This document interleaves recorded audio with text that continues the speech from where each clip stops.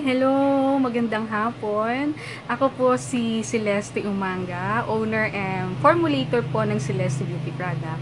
Alam ko po na na-surprise ko po kayo na nakikita niyo po ako ngayon nagsasalita sa video na ito kasi nasanay po kayo nasa FB lang at sa picture niyo lang po ako nakikita. So, ayun, actually, first time ko lang po itong ginawa kasi ever since hindi ko po ginagawa ang ganitong gumawa ng video.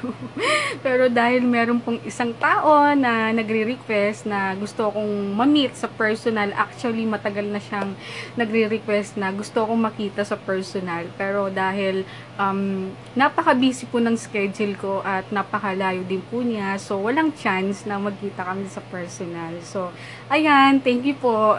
Nakaka-flattered dahil merong isang tao na gusto akong ma-meet sa personal. So, thank you.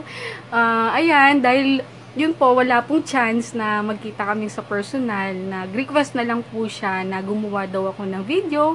Nang sa gayon, parang na-meet na din daw niya ako sa personal. So, ayan. So, ito na po ako. Hello!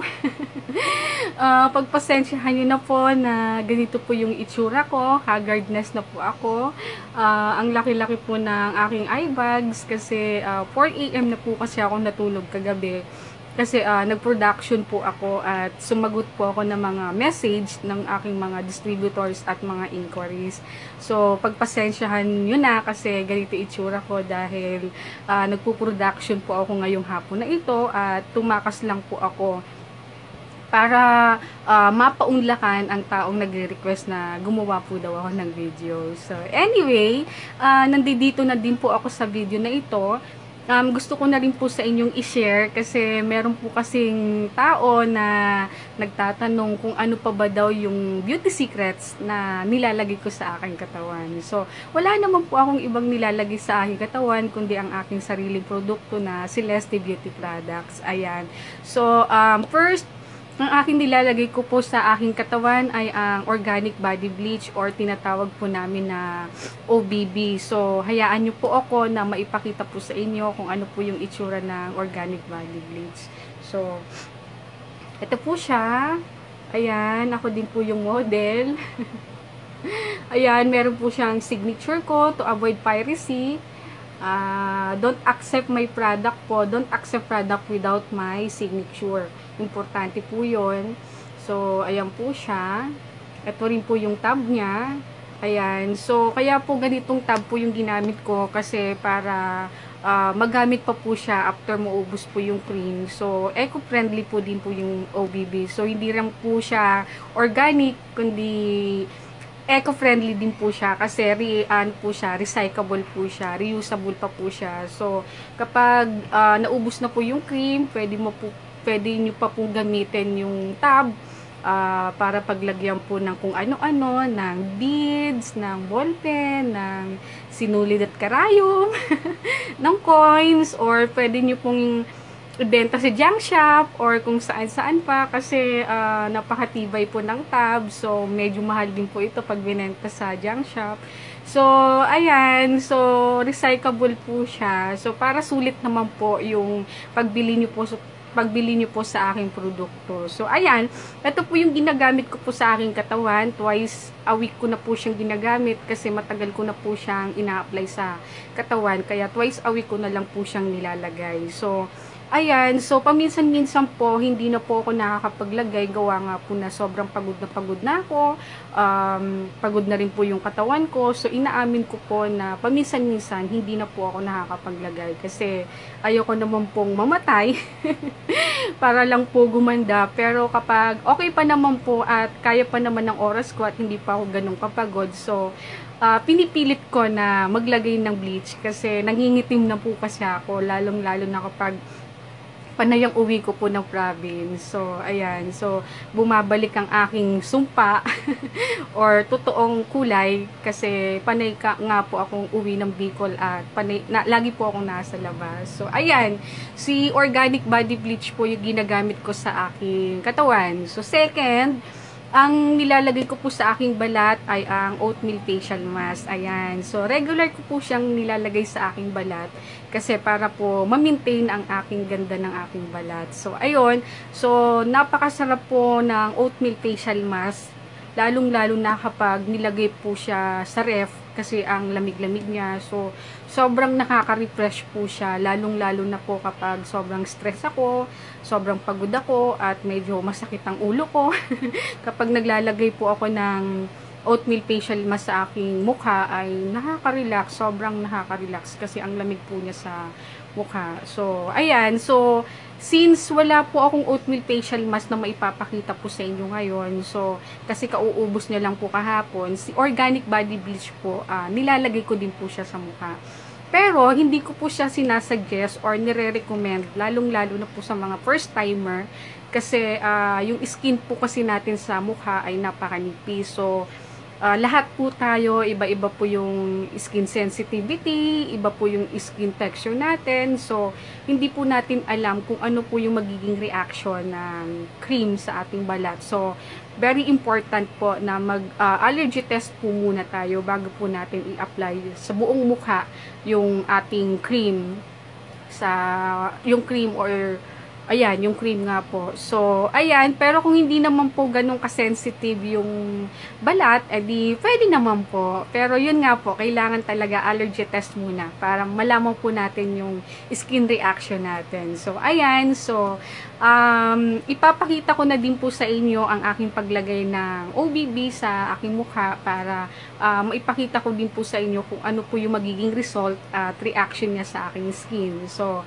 simulan na po natin. So, first, importante po na mag-wash po muna tayo kasi maghapon po tayong nasa labas na, maghapon po tayong nasa trabaho, so marami na pong dumikit sa ating balat na alikabok, dumi, oil. So katulad nga nito, yung mukha ko, ayan, oily na siya, so kailangan matanggal po siya.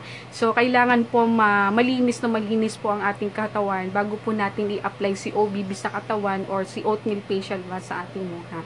So sa ngayon, ang gagawin ko po ay pupunasan ko muna ng basang beam po ang aking mukha para po linisin siya. So ayan, so ito po siya. So lilinisan ko na po yung mukha ko para matanggal po yung oil tsaka dirt. So ayan.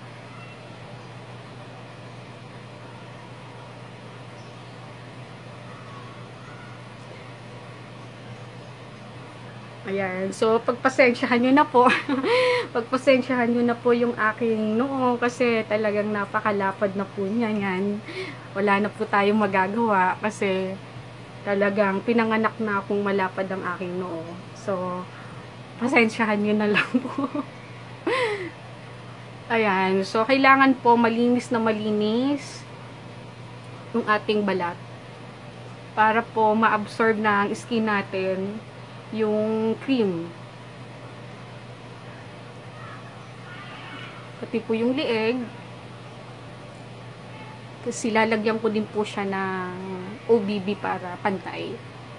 So, ayan. So, once malinis na po siya, kailangan na po natin ilagay si organic.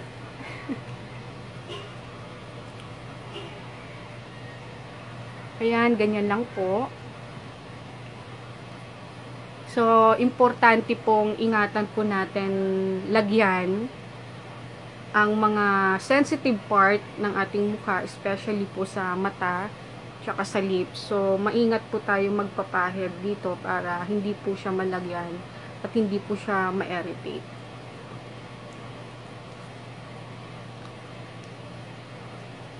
Ayan.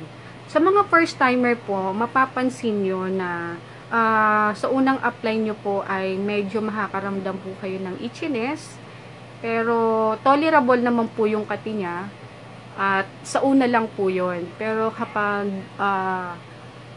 matagal na rin po kayong naglalagay, so hindi na po siya makati at wag na wag po natin siyang kakamutin para hindi po siya magsugat at pamula.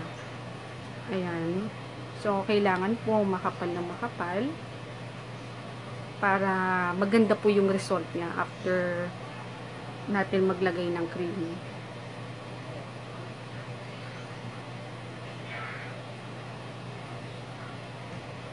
Ito pong ilong ko, kinakapadan ko. Kasi tubuin po kasi ako ng whiteheads.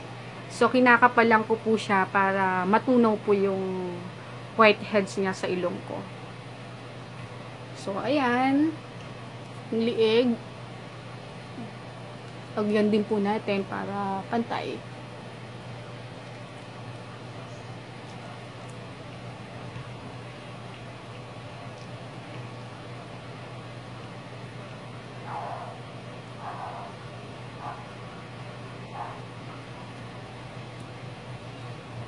Ayan po siya. So, bababad po natin siya ng 30 minutes lang. Hindi po siya 1 hour, kundi 30 minutes lang. And then, para hindi po tayo maboard, pwede po tayong magbasa muna ng magazines or manood muna tayo ng TV. Or sa mga nag-online business, pwede po tayong magsagot muna ng mga inquiries. Or sila mamis, pwede munang maghugas ng pinggan habang nagpapaganda. So, ayan, ako muna, babalik po muna ako sa aking trabaho kasi sumaglit lang ako ngayon. So, babalik muna ako sa aking trabaho. Then, after 30 minutes, ipapakita ko po sa inyo yung result ng OBB sa aking mukha. So, ayun, hold on. Bye for now. Hi, I'm back. Ito na po siya after 30 minutes. Ito na po yung magiging itsura ng OBB. After 30 minutes, hindi na po ako masyadong makapagsalita kasi banat na po ang aking mukha. So, hindi na rin po ako makapagngiti ng maayos kasi banat na po siya. So, ayan po. Ito po yung magiging itsura ng OBB.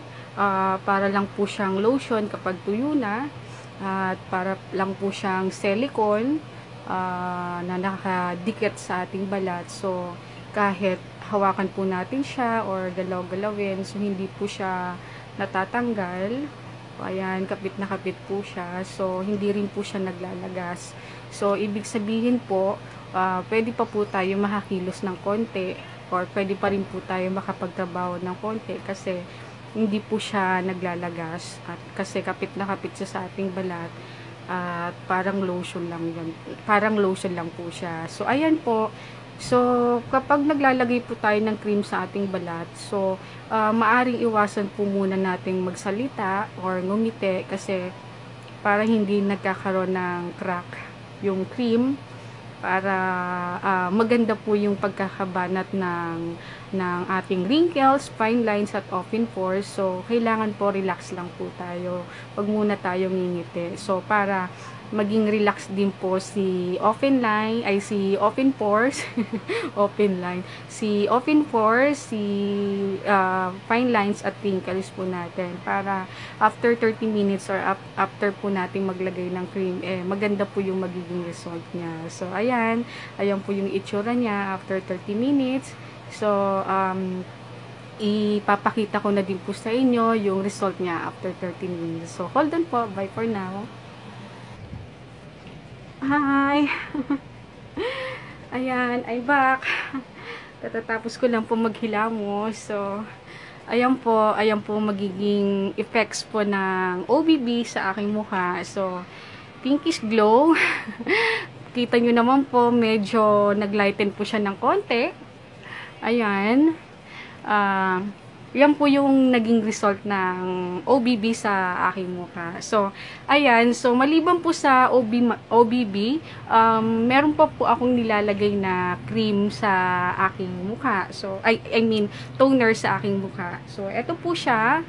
Ito po, lemon peel toner for my deep cleanser. So, yan po yung pinaka-final touch na nilalagay ko po sa aking mukha. Then, after toner po, yun, nilalagay ko na lang po powder and foundation. Ayan. So, ayan po ang aking beauty secrets na nilalagay sa aking katawan. So, thank you for watching po. Thank you. Maraming pong salamat sa patuloy na pagtangkilik po sa aking produkto. Maraming po salamat. Every time na nagbibigay po kayo sa akin ng positive feedback, kayo po yung lakas ko, kayo po yung nagbibigay sa akin ng inspirasyon para po lalo ko pong mapaganda or mapa-improve ang aking produkto. So, maraming pong salamat. So, ulit po, magandang hapon. Ako po si Celeste Umanga. Maraming salamat. Bye-bye. Thank you for watching. Bye-bye.